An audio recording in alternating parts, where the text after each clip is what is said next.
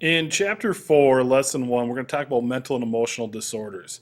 There are a lot of different things that affect different people out there that most people don't have any experience with. So, what do? We shun these people, we call them different, we label them as crazy or weird, and we don't give them the time of day. If you ever seen a movie or TV show where they talk about a mental asylum or a mental hospital, especially, 30, 40, 50, 60 years ago or more, we lock these people up and we throw away the key. Nowadays, we have ways to treat these people through therapy or through medication and can try and get these people to live as normal lives as possible. Let's first define what we're talking about. Certainly, we're going to talk about kinds of mental and emotional disorders, but is it a myth or a fact that mental disorders are not true illnesses like heart disease or diabetes? Well, the truth is that's a myth. They are illnesses. They're just illnesses of the brain that take a unique set of skills and training to be able to treat and diagnose and ultimately help these people.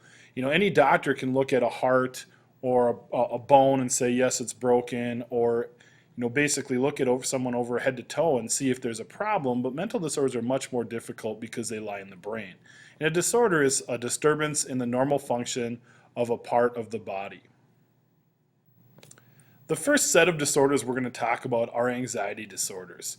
We've talked a little bit about stress, and it's normal to be anxious or have some levels of anxiety from time to time, but we're talking about people who have anxiety when they should not be as worked up as they are, or it's happening for no particular reason, or the reason that they're giving is irrational or does not make sense to the rest of us.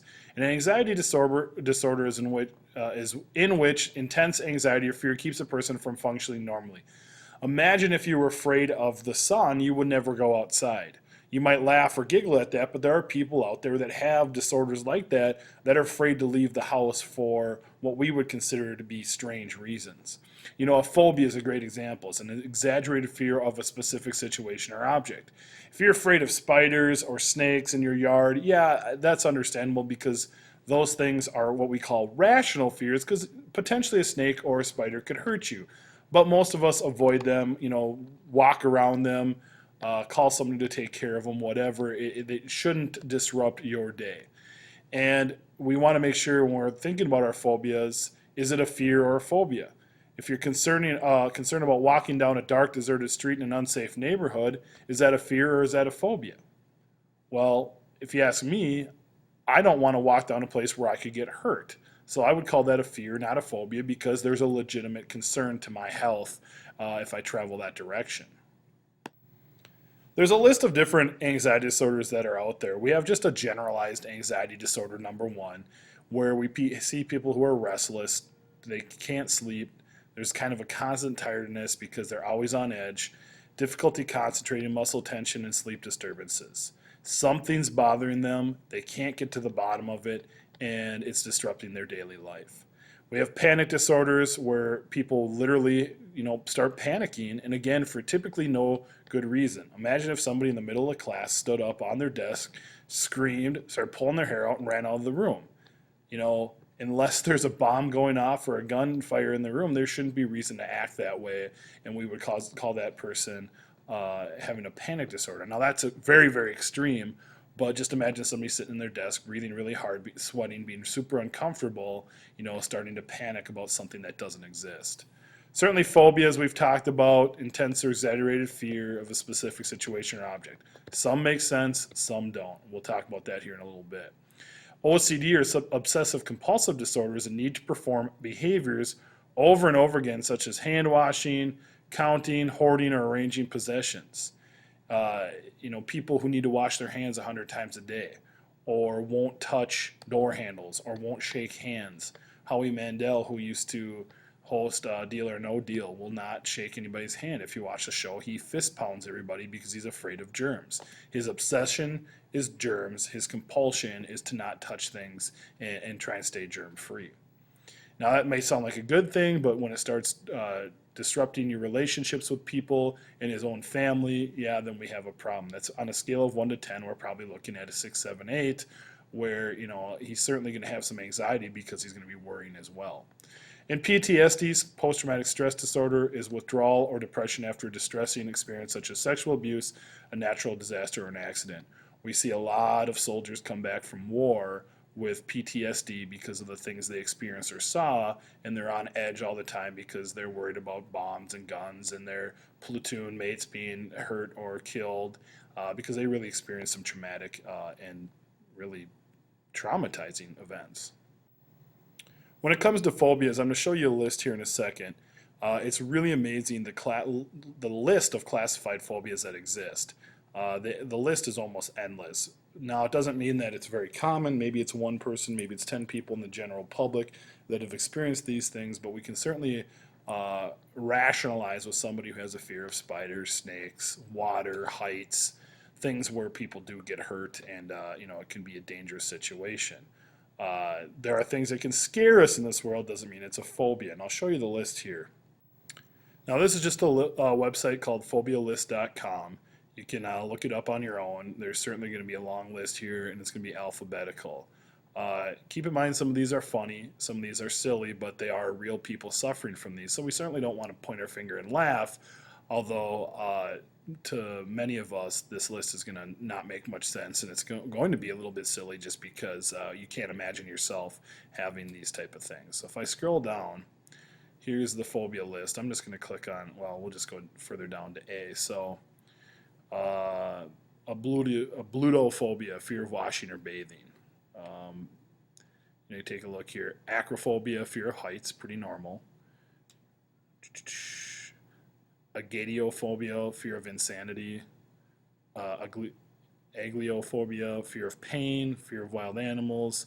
I'll slowly just kind of scroll through and you can take a look here. We won't spend a lot of time on this, but fear of floods, fear of infinity, fear of bees. Now somebody's got a allergy or allergic reaction to bees. Yeah, they're going to be a little worried about that. Fear of men, fear of fire, fear of flutes, fear of gold. Let's see, let's go down to the B's, C's. Just now, I'm going to go a little fast here with the intent to just show you the list in its entirety, or at least a few of these letters, and the list goes on and on and on. Again, phobialist.com. You can look these up on your own.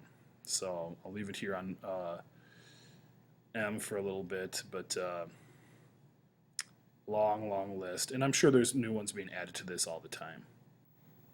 I'm going to show you a video that some students created for a high school health project a few years ago on phobias.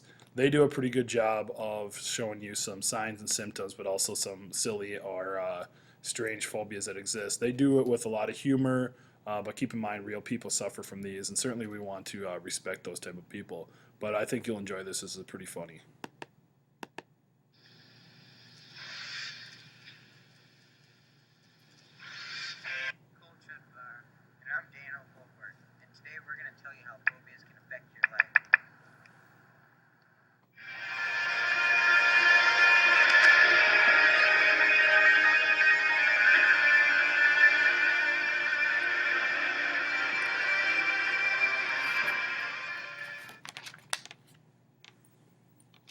What's that? Get that dog away from me!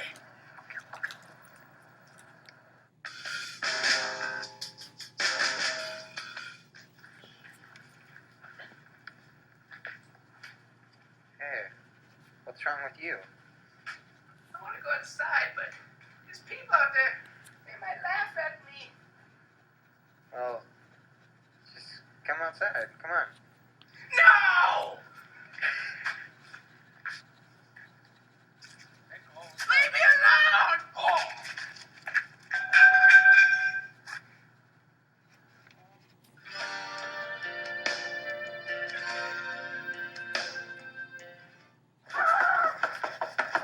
How do I get out of here?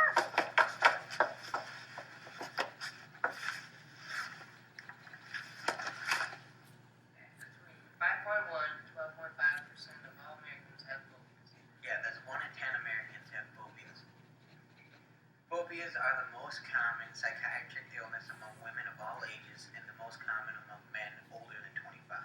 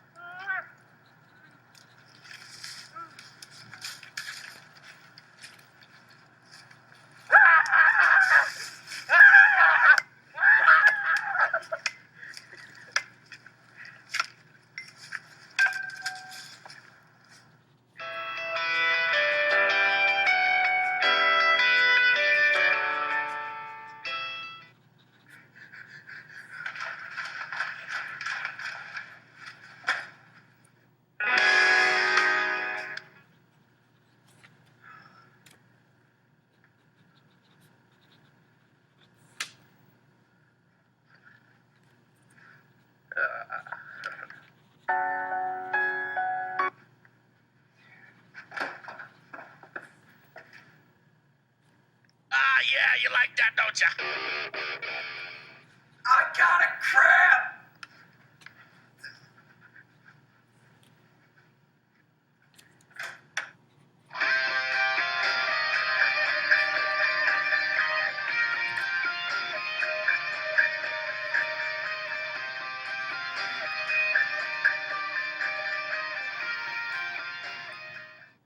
Ah! Knees! Ah! Shits! Don't touch me!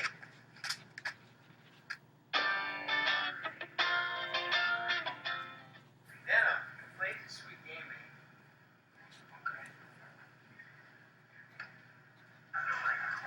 Oh my god, they're shooting!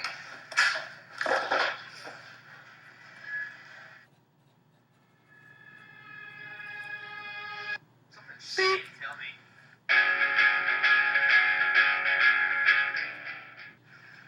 He says he loves me, but he doesn't even know me.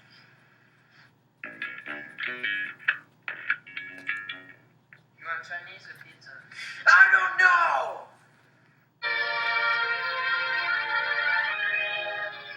Ah!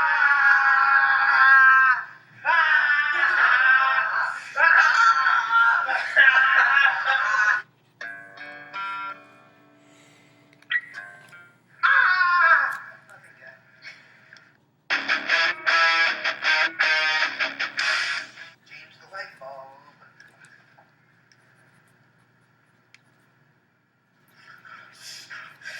Oh, oh God. Help me. Help me, Bill. It's me okay. No, it is not going to be okay, Bill. Gotta call the fire department.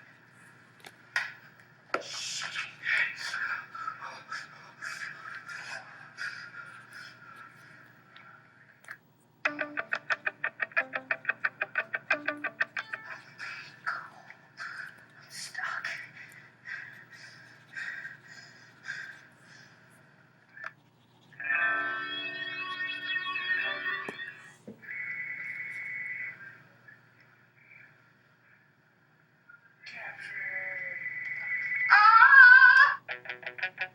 Listen to my voice if you're making a choice. How about them Vikings? Yeah. You hear about the draft? Yeah, I heard. Picked up. What's that? What's what? Oh my God! They're everywhere! They got me!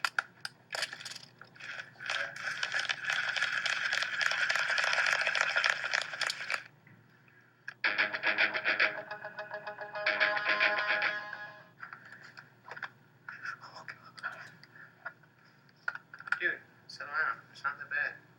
It is bad. The dark. See anything.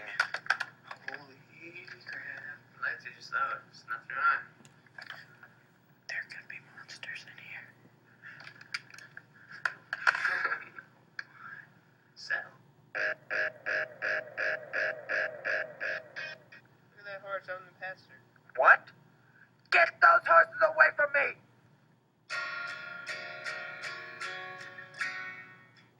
I gotta go pee. I don't want to.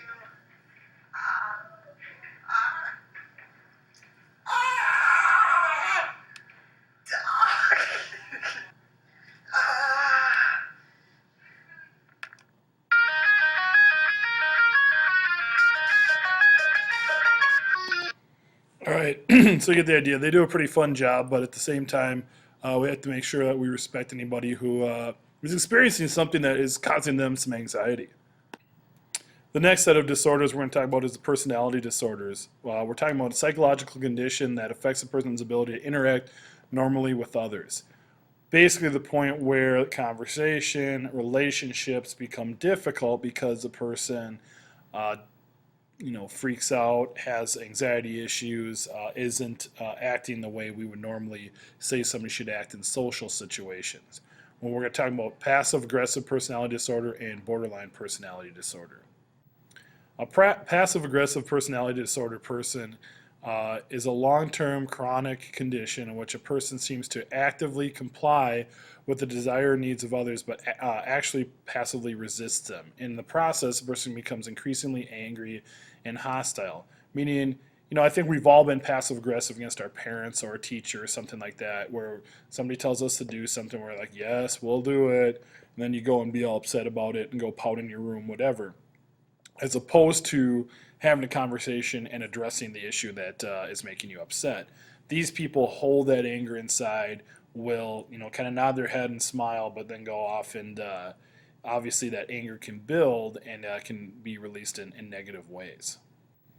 A borderline personality disorder person has a condition in which people have long-term patterns of unstable or turbulent emotions, such as feelings about themselves or others. These inner experiences often cause them to take impulse actions and have chaotic relationships.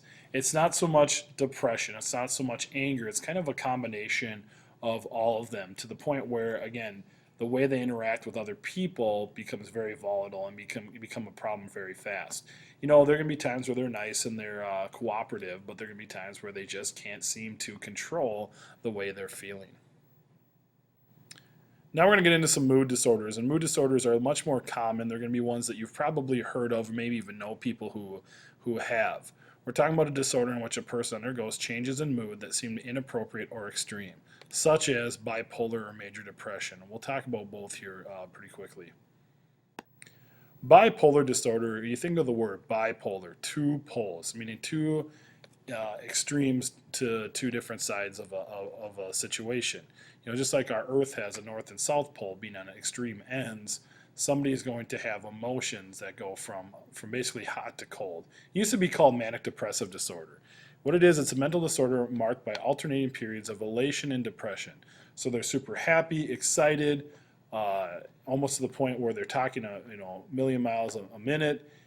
They're making impulsive decisions, spending money, driving their car too fast. Things are just on a super high for them, which can be okay, but they can make poor decisions at this time as well. Followed by turning to depression, almost on a flip of a dime. It's just that quick. They become depressed, down, sad, and they can kind of go between both poles, a couple times in a day or more, and it doesn't seem to make sense. If you won $1 million, you'd be happy. If all of a sudden, your best friend got in a car accident and was killed or something, yeah, you'd be depressed. But those are rational or legitimate reasons why somebody would experience those emotions. We're talking about somebody who kind of bounces back and forth between happy and sad for really no apparent reason. Some symptoms or things we're going to see with somebody who has bipolar is a person may talk so rapidly that it's impossible to follow what they're trying to say. It'd be like they're just talking all the faster and you really can't see what they're doing, and they're kind of racing from one thing to another and kind of bouncing between topics, and it's like, whoa, slow down. And you can tell that this is abnormal. It's not like they just ran into the house and are trying to tell you some exciting story. We've all been there and done that, but I'm talking about just kind of a regular conversation. They may have difficulty concentrating for long on any one thing. Again, their mind is going to bounce from one thing to the next. Frequently show poor judgment. They may overspend on a shopping spree where they're really not thinking the consequences of their actions. They're just going to go and spend because it's something they want and it seems like they can do it at the time and it makes them happy. But manic episodes also alternate with the periods of extreme depression. So they're up, they're down. It's going to be kind of chaotic. Manic means up, and obviously depressive means down. So those are our two poles, bipolar. Major depression is another major mood disorder that a lot of people suffer from. It's a serious mood disorder in which people lose interest in life and can no longer find enjoyment in anything. It isn't just because their dog died or a loved one died. We all have reasons to be sad or blue, but we're talking about people for days, weeks, months, probably even years have bouts of depression. And clinically, it's diagnosed by a doctor or a psychologist or a psychiatrist because, again, it's not related to one thing. It's not just money or a divorce or a death or things like that. Certainly those things can play a role in it, but we're talking about people who really may have reasons to be happy and enjoy life, but just are down and not feeling very good. Some symptoms we're going to see with somebody who's experiencing major depression include irritability, anger or anxiety. Their moods are going to change. They're going to be angry. They're going to treat people differently. They're just going to not always be relaxed or settled, lack of energy, feeling tired all the time, probably losing sleep at night, therefore they're tired the next day. Significant changes in sleep patterns to the point where maybe they're up all night and they want to sleep all day, kind of the opposite of what a normal routine should be. Inability to concentrate, they're dwelling on the negative things, they're sad, they're down, they're blue, putting blame on other people for their problems, not taking responsibility, therefore they can't necessarily fix the problems that they're experiencing. Feelings of worthlessness or guilt, they don't feel like anybody loves them or anybody cares about them or that they're good at anything.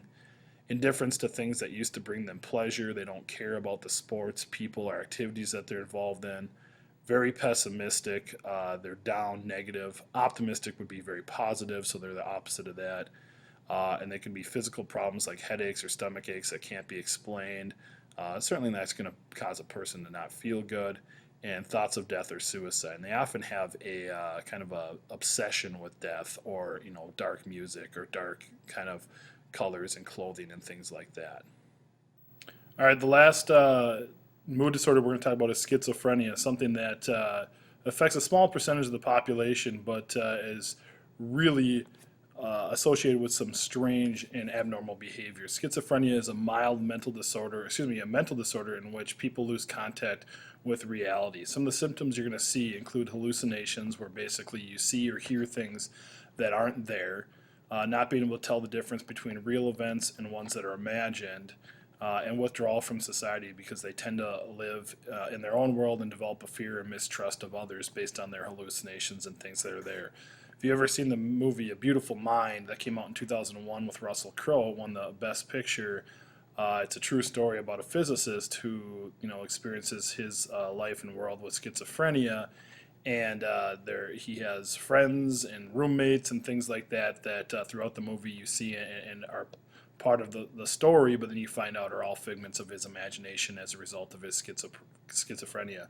Pretty scary situation, and certainly it's going to affect him or others a little bit more than some, but can be very, very dangerous. All right, here's a little 5-minute video on an example of a girl from high school who has experienced schizophrenia, and she'll talk a little bit about her story and the things that she's experienced, because again, she's going to seem like it's not a big deal at first, but it certainly has become something that really disrupts her everyday life. Crazy, psycho, schizo, nutso, insane, loony, cuckoo, wacko. These are all words that keep the stigma of mental illness alive. This stigma is usually why people with mental illness refuse treatment. Mental illness is a scary word, and at the top of the list is schizophrenia. Hollywood, media, and novelists do little to dispel the myths of mental illness. There is big money in promoting fear of people with mental illness. This could be dealt with, but still not as much money goes into mental health research as illnesses such as AIDS and cancer. Schizophrenia is a chemical imbalance in the brain. The general public is still afraid to talk about schizophrenia, even though it affects 1 in 100 people in the world, affecting young men and women alike. It has nothing to do with split or multiple personality. It is an illness caused by a chemical imbalance of dopamine in the brain that affects thinking and behavior. Symptoms are hallucinations, delusions, paranoia, apathy, and social withdrawal. Unfortunately, 10% of people with schizophrenia will commit suicide, and 40% will do self-harm or attempt suicide. I developed schizophrenia because of genetic factors in my family. At the age of 14, I heard voices that my mother thought was my inner voice or my intuition. My mother never suspected I was ill, because I never displayed the physical symptoms of neglect of self-care or social withdrawal. During high school, I developed distorted thinking, believing everyone was staring at me, and later developed the belief that beings in the sky were watching me. Even in my room, I believed I was not alone. I overcompensated in the area of hygiene and showered 2 to 3 times a day. I found art to be soothing, but alcohol buried the voices. During college, the beliefs developed into specific characters that were alien scientists, who were studying me as a subject they wanted to clone to create another race of people. They would use me as their queen, and develop the race breaching out my bad qualities. The alien scientists were everywhere, behind buildings, and in bushes. My anxiety level went through the roof. At times I started having panic attacks. At other times, the alien scientists would cheer when I did something good. They told me I was beautiful and liked by people. They told me I had to carry on with living to help them develop their plans to develop the perfect person. My confidence in these situations was good. The characters of my delusions helped me through tough times. Alcohol and drugs would cover up the symptoms such as voices, but my confidence was also helped by the art I carried on with. In my third year of college, I was having anxiety attacks at school. My face and hands would go numb, my heart would pound, I would sweat and get dizzy. I sought help with this. I tried a number of prescription drugs and group therapies, but without telling the doctors about the voices. More anxiety came from the fact that I had to look perfect. My makeup, hair, and clothes were always perfect. If I forgot my perfume in the morning, I would run home and get it. You see, if I didn't look perfect, someone may realize I was ill, so I needed to look perfect. The final straw was after I graduated. With 3 years of college behind me, I had no plans for the future. Not wanting to follow through with my field of education, I accepted a door-to-door sales job. This idea was really stressful, and I broke down. The day before I was to start my new job, I asked the voices to leave me alone. What they told me was I needed to make slashes in my body for them to escape, so I started cutting my hands. When I realized what I was doing, I phoned for help. I phoned my anxiety counselor. She told me to get to the hospital. The doctor started me on different medications during my stay of several weeks in the hospital. The hospital was lonely and scary. I was fortunate to find my art as a relief from cutting myself. It was good expression. I drew pictures showing cuts, blood, and the release of the alien scientists. I drew my illness, treatment, and pictures of my illness being successfully treated and my intention to heal. PEP and my family helped me integrate back into society. I now hold a full-time job and are looking at going to university. Treatment for schizophrenia includes long-term drug therapy, cognitive therapy, abstinence from drugs and alcohol. With treatment, half the people with schizophrenia still have severe difficulties. Some have difficulties of moderate nature, but some are working towards achieving full recoveries like myself. I am intelligent, I am not dangerous, I am just like you. I have hopes and dreams for my future. I hope one day schizophrenia will be understood as a chemical imbalance, just like diabetes or Parkinson's disease. I dream of the day when the mist of mental illness and the stigma is lifted to allow me to enjoy a normal life. I want to continue creating art as an expression of healing and hope one day help other people do the same. All right, so you can see there's some abnormal things going on in her life. She's seen alien scientists. She has to be perfect, and she ends up using her art and at some points, alcohol and drugs to cover up her feelings. Fortunately, medicine and therapy have helped her in the long run.